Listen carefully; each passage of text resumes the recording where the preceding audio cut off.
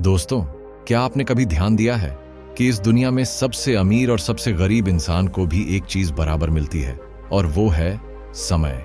कोई अरबपति हर दिन 25वां घंटा नहीं खरीद सकता, और कोई मजदूर चाहे तो भी रात को 8 घंटे के बजाय 15 घंटे नहीं बना सकता। हर इंसान को दिन में 24 घंटे, साल में 365 दिन और जीवन में लगभग उतना ही समय मिलता है जितना किसी और को। फर्क होता है तो सिर्फ इस बात में कि हम उसका उपयोग कैसे करते हैं। अक्सर हम सोचते हैं थोड़ा आराम कर लेते हैं, कल से मेहनत शुरू करेंगे, अभी तो बहुत समय है। लेकिन यही छोटा सा कल धीरे धीरे हमारी पूरी जिंदगी निगल जाता है। आज की यह कहानी ऐसे ही एक नौजवान की है जिसने समय का महत्व देर से समझा। उसकी यात्रा हमें यह सिखाती है कि आलस्य और टाल मटोल इंसान के सबसे बड़े दुश्मन हैं। आगे बढ़ने से पहले नमस्कार दोस्तों, स्वागत है आपका ज्ञान जंक्शन पर, जहां हर दिन मिलता है ज्ञान, प्रेरणा और जिंदगी बदलने वाले आइडियाज। दोस्तों, अगर हमारे वीडियोस आपको पसंद आते हैं तो वीडियो को लाइक करें, चैनल को अभी तक सब्सक्राइब नहीं किया है तो अभी करें, और हमें सपोर्ट करने के लिए सुपर थैंक या हमारे चैनल का मेंबरशिप ज्वाइन कर सकते हैं। चलिए अब कहानी की ओर चलते हैं। विनायकपुर नाम का एक छोटा सा शहर था। यह शहर अपने मंदिरों, पुराने किलों और शांत गलियों के लिए जाना जाता था। वहीं पर रहता था एक युवक, समर। समर दिखने में तो तेज तर्रार लगता था।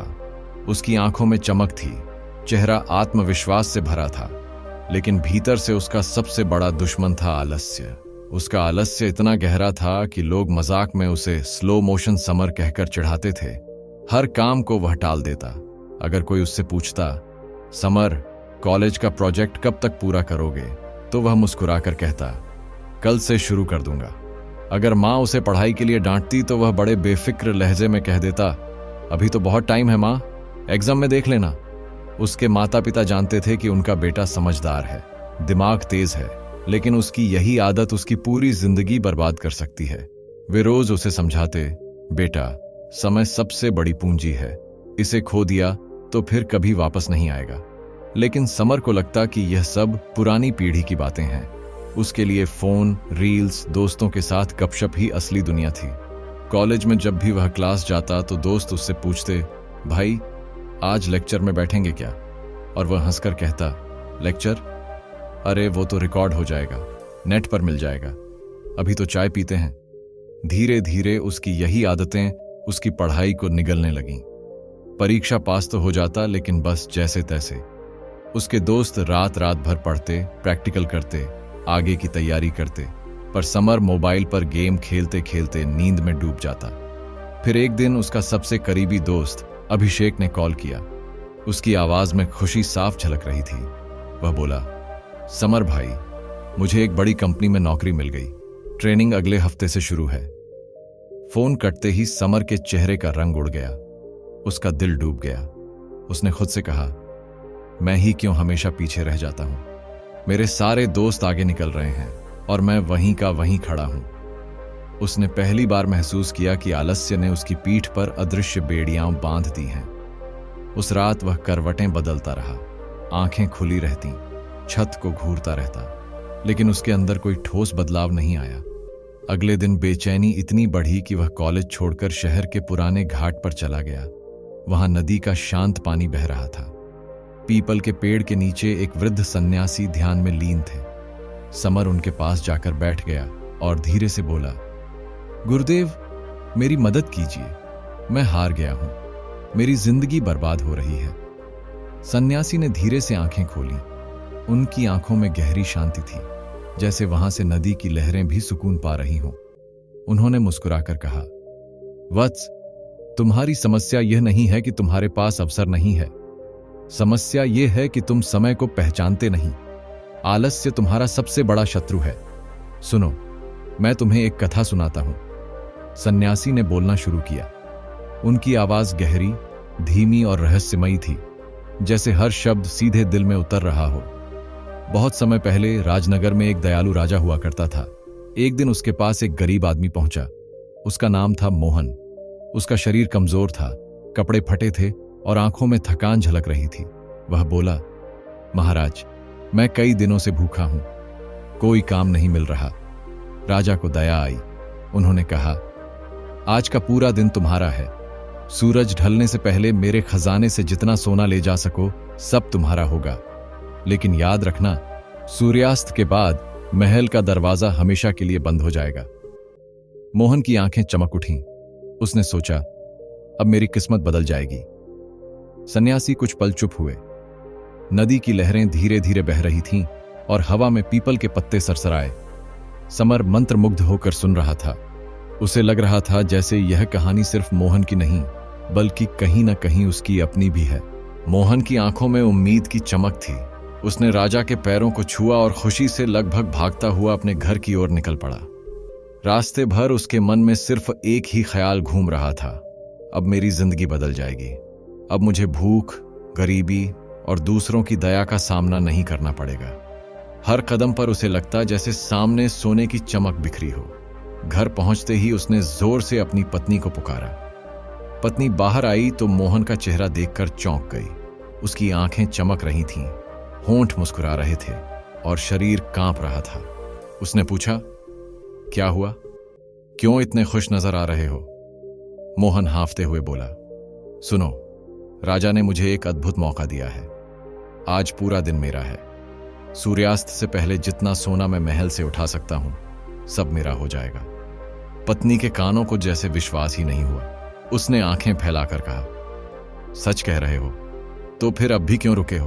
भागो, समय मत गंवाओ। सूरज चढ़ चुका है।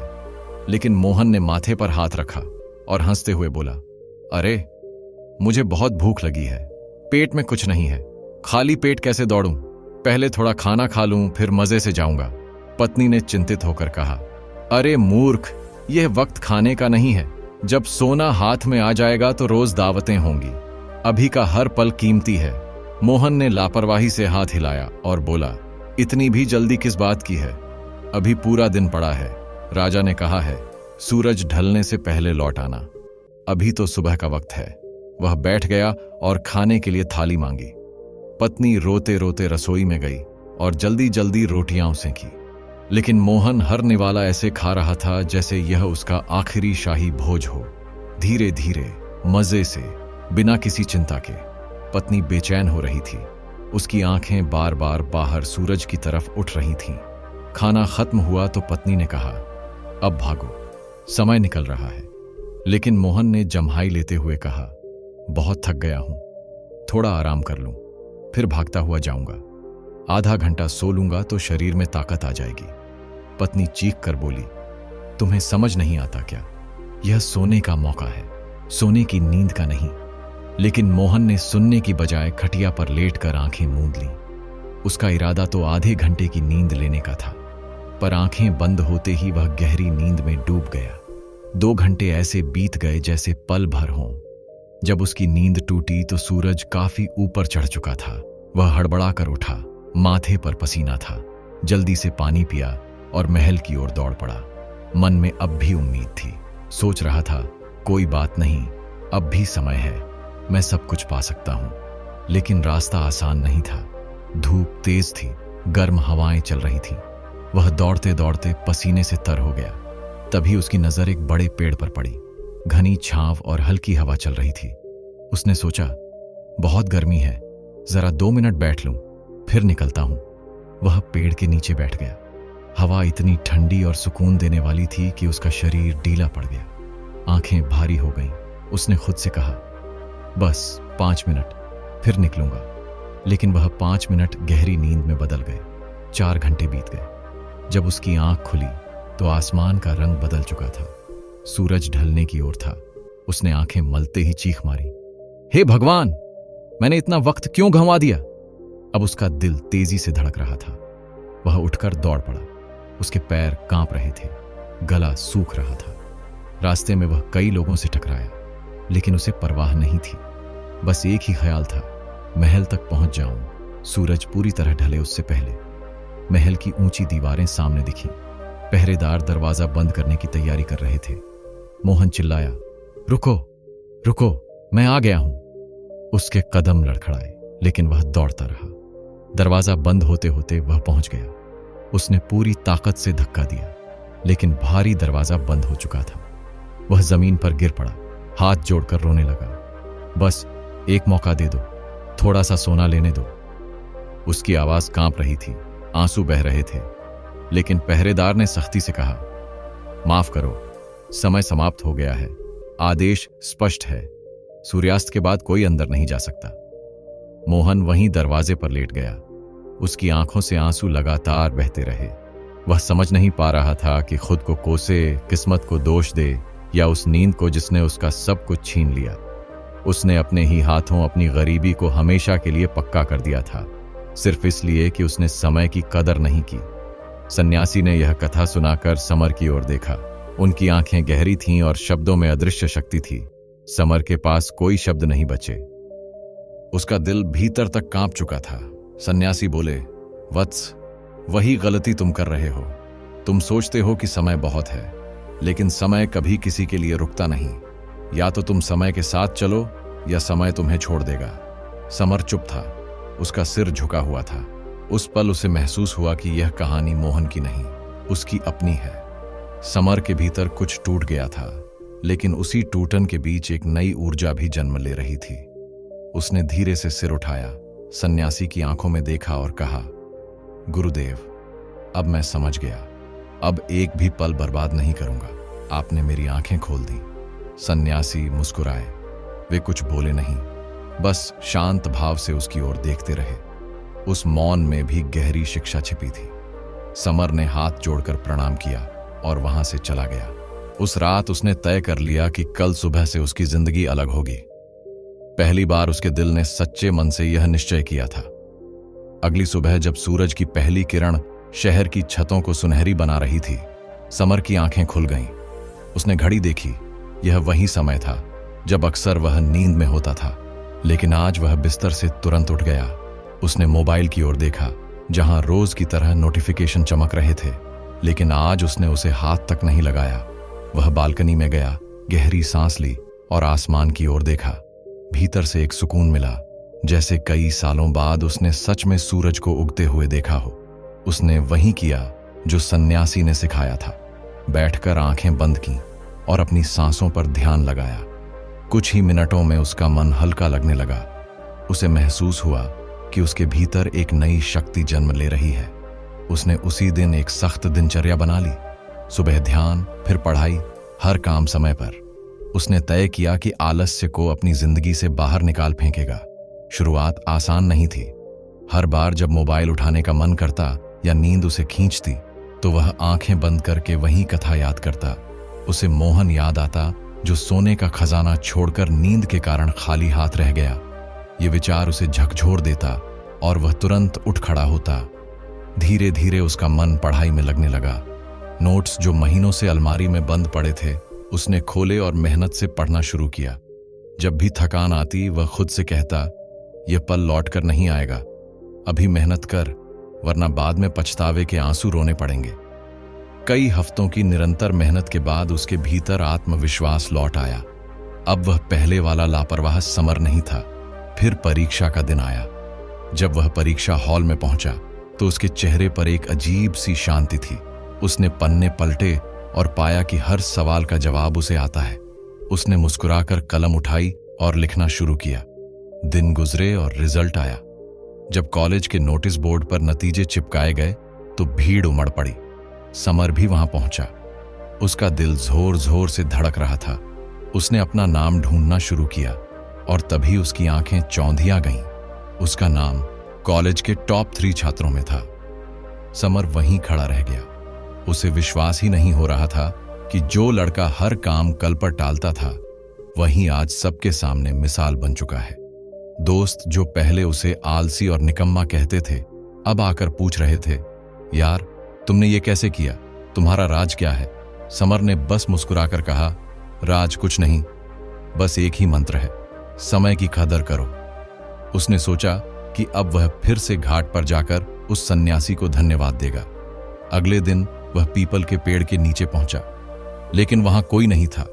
सिर्फ एक छोटी सी पट्टी रखी हुई थी, जिस पर लिखा था, जिसने समय को साध लिया, उसे अब किसी शिक्षक की जरूरत नहीं। समर की आंखें भर आईं। उसने उस पट्टी को हाथ से छुआ और मुस्कुराया। वह जान गया कि अब उसे अपना रास्ता खुद बनाना है। धीरे धीरे उसकी जिंदगी ने नया मोड़ लिया। कॉलेज में उसने समय साधना नाम से एक मंडली शुरू की, जहां छात्र आकर ध्यान करते, अपनी आदतें सुधारते और एक दूसरे को अनुशासन की प्रेरणा देते। उसकी मेहनत रंग लाई और जल्द ही पूरे शहर में उसका नाम फैल गया। कुछ साल बाद उसने युवाओं के लिए वर्तमान यात्रा नाम की संस्था बनाई। वहां हजारों युवा आने लगे। वे सब उससे प्रेरणा लेते, अपनी पढ़ाई और करियर को नया दिशा देते। एक बड़े सेमिनार में जब उससे पूछा गया, आपकी सफलता का राज क्या है, तो समर ने मंच से मुस्कुराकर कहा, वर्तमान क्षण, क्योंकि इसी क्षण में सब कुछ संभव है। समय सबसे अमीर और सबसे गरीब को बराबर मिलता है। फर्क सिर्फ इतना है कि कौन उसका इस्तेमाल करता है और कौन उसे गंवा देता है। याद रखो, अगर आज का काम टालोगे तो कल का दरवाजा हमेशा खुला नहीं रहेगा। दोस्तों, इस कहानी से हमें यही सीख मिलती है कि समय सबसे मूल्यवान संपत्ति है। यह न अमीर को ज्यादा मिलता है, न गरीब को कम। सबको बराबर 24 घंटे मिलते हैं। फर्क सिर्फ इतना है कि कोई उन घंटों को अवसर में बदल देता है और कोई उन्हें आलस्य में खो देता है। अगर हम भी आज का काम टाल कर सोचेंगे कि कल कर लेंगे, तो याद रखो, कल का दरवाजा हमेशा खुला नहीं रहता। जिंदगी में वही लोग आगे बढ़ते हैं जो हर सुबह यह सोचकर उठते हैं कि आज का दिन मेरी जिंदगी बदल सकता है।